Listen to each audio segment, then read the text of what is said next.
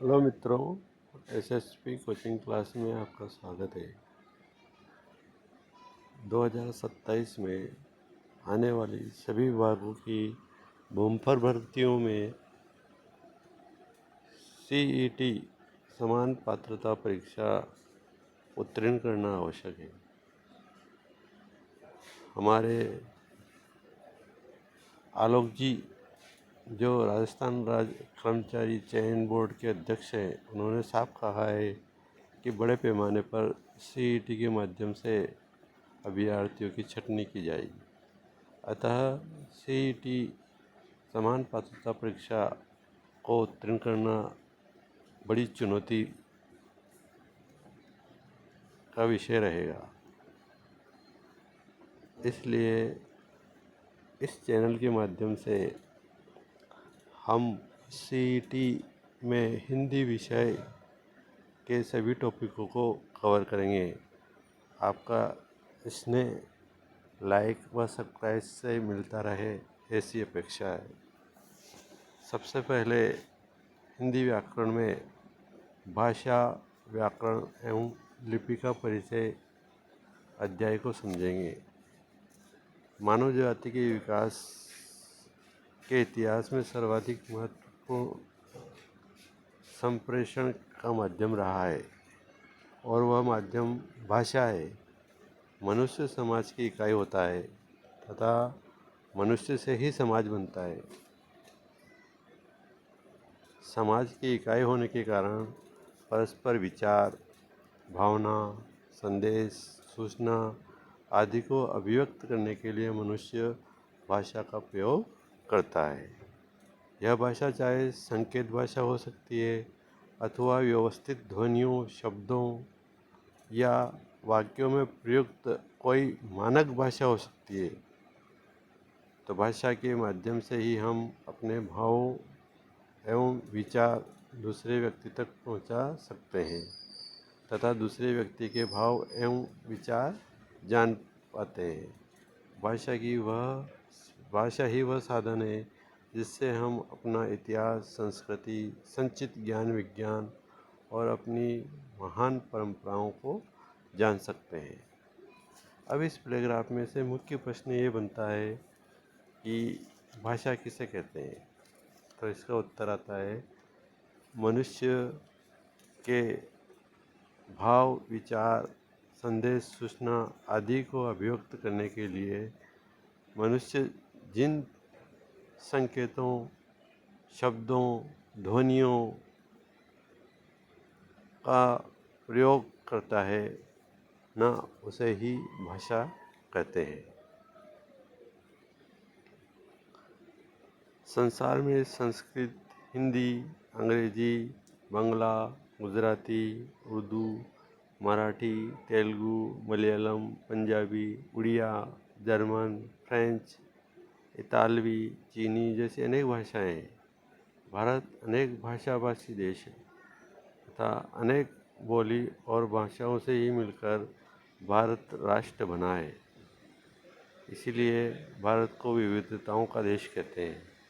संस्कृत हमारी सभी भारतीय भाषाओं की सूत्र भाषा है तथा वर्तमान में हिंदी हमारी राज्य भाषा है। संविधान ने हिंदी को राज्य भाषा का दर्जा दे रखा है। भाषा के दो प्रकार होते हैं, पहला मौखिक और दूसरा लिखित।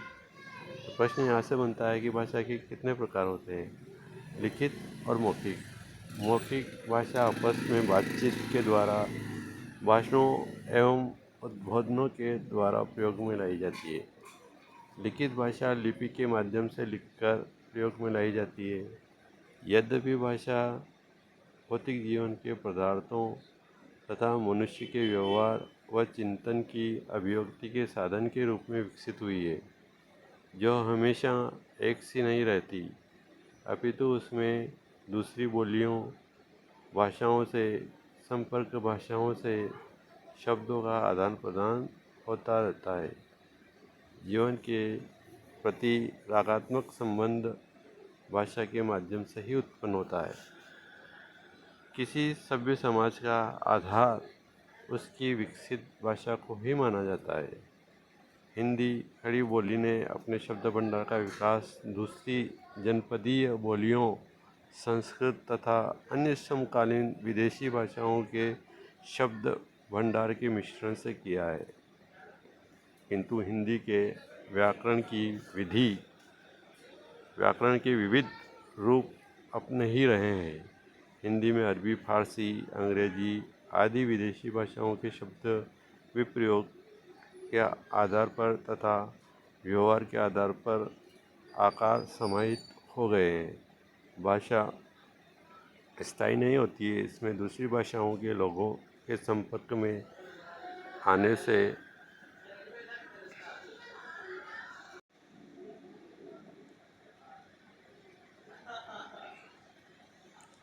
यह परिवर्तन धीरे धीरे होता है और इन परिवर्तनों के कारण नई नई भाषाएं बनती रहती है। इसी कारण संस्कृत, पाली, प्राकृत, अपभ्रंश आदि के क्रम में ही आज की हिंदी तथा राजस्थानी, गुजराती, पंजाबी, सिंधी, बंगला, उड़िया, असमिया, मराठी आदि अनेक भाषाओं का विकास हुआ है।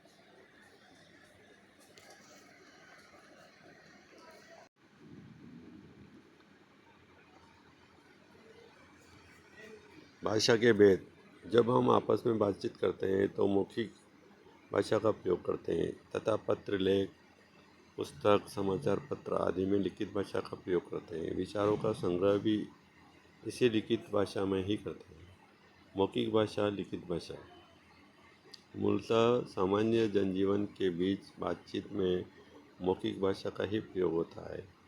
इसे प्रयत्नपूर्वक सीखने की आवश्यकता नहीं होती, बल्कि जन्म के बाद बालक द्वारा परिवार व समाज के संपर्क तथा परस्पर संप्रेषण व्यवहार के कारण स्वाभाविक रूप से ही मौखिक भाषा सीखी जाती है, जबकि लिखित भाषा की वर्तनी और उसी के अनुरूप उच्चारण यत्नपूर्वक सीखना पड़ता है। मौखिक भाषा की ध्वनियों के लिए स्वतंत्र लिपि चिन्हों के द्वारा ही भाषा का निर्माण होता है। भाषा और बोली। एक सीमित क्षेत्र में बोले जाने वाले भाषा के स्थानीय रूप को बोली कहा जाता है, जिसे उपबोली भाषा भी कहते हैं। कहा गया है कि कोस कोस पर पानी बदले, 5 कोस पर बानी। बानी का मतलब होता है भाषा।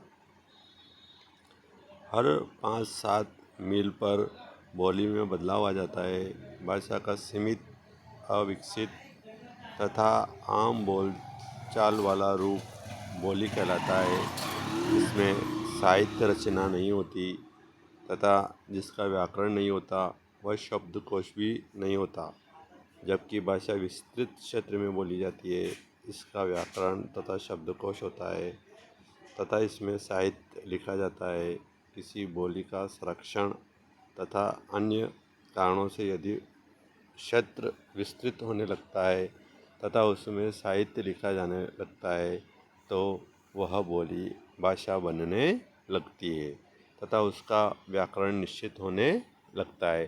तो बोली धीरे धीरे क्या बन जाती है? भाषा। हिंदी की बोलियाँ ये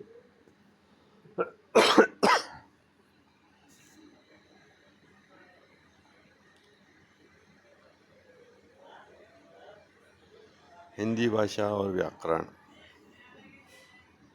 हिंदी व्याकरण हिंदी भाषा को शुद्ध रूप से लिखने और बोलने संबंधित नियमों की जानकारी देने वाला शास्त्र है। किसी भी भाषा को जानने के लिए उसके व्याकरण को भी जानना बहुत आवश्यक है।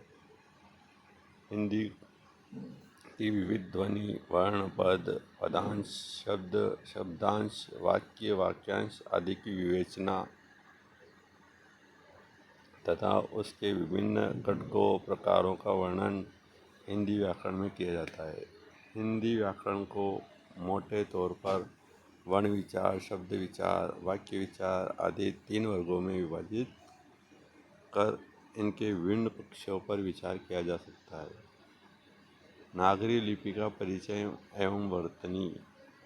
भाषा की ध्वनियों को जिन लेखन चिन्हों में लिखा जाता है उसे लिपि कहते हैं।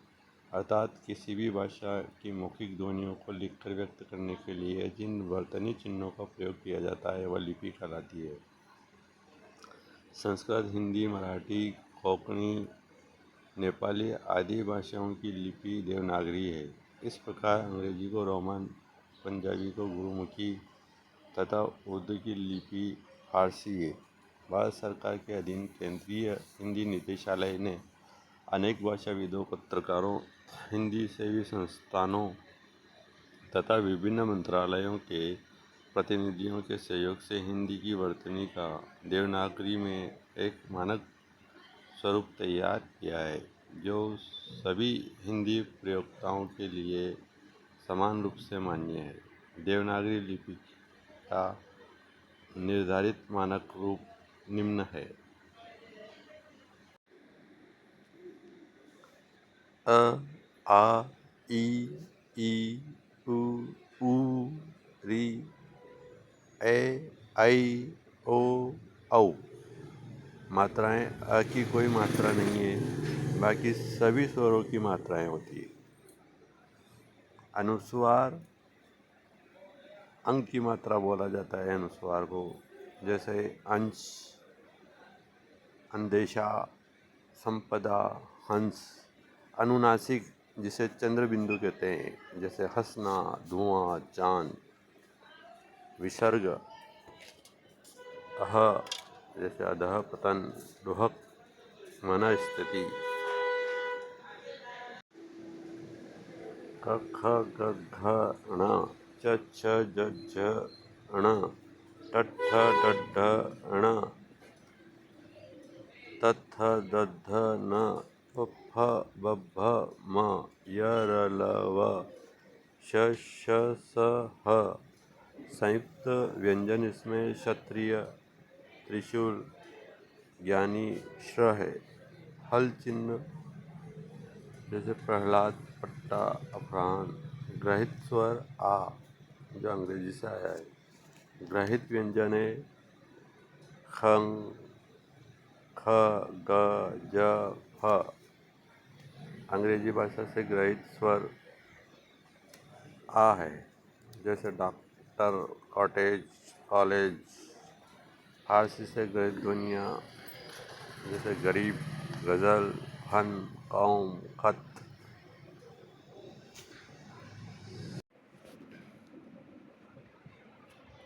हम अपनी बात एक दूसरे को भाषा के माध्यम से कहते हैं। भाषा के दो रूप होते हैं: मौखिक, लिखित। मौखिक भाषा को लिखने के लिए जिन लेखन चिन्हों का प्रयोग किया जाता है उसे लिपि कहते हैं। भाषा के सीमित क्षेत्र में बोले जाने वाले स्थानीय रूप को बोली या उपभाषा कहते हैं। हिंदी की 18 से 22 बोलियां 5 उपभाषाओं विभाषाओं में विभाजित की गई है: पश्चिमी हिंदी, पूर्वी हिंदी, राजस्थानी, बिहारी, पहाड़ी। भाषा को शुद्ध लिखने व बोलने संबंधित जानकारी देने वाले शास्त्र को व्याकरण कहते हैं। हिंदी भाषा की लिपि देवनागरी है। ये अभ्यास प्रश्न आपको करने हैं समझ के। निम्नलिखित में से राजस्थान की बोली नहीं है: मेवाड़ी, मारवाड़ी, अवधी, मेवाती। तो इसमें ये तीनों राजस्थान से संबंधित है, अवधी आ जाएगा। सीमित क्षेत्र में बोली जाने वाली भाषा के स्थानीय रूप को क्या कहते हैं? उपभाषा।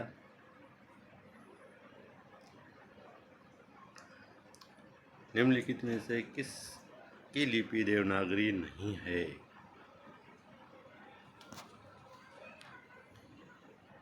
पंजाबी,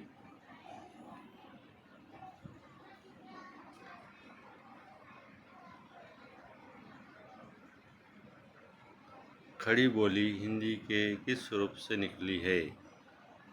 पश्चिमी हिंदी। इनके आंसर अपन पाठ का अध्ययन करते करते दे सकते हैं। इस प्रकार आपका जो पहला पाठ है, पहला चैप्टर है, जिसका नाम है भाषा व्याकरण, एवं लिपि का परिचय पूरा होता है। ध्यान से 2-3 बार पढ़ना, सुनना, समझ में आ जाएगा।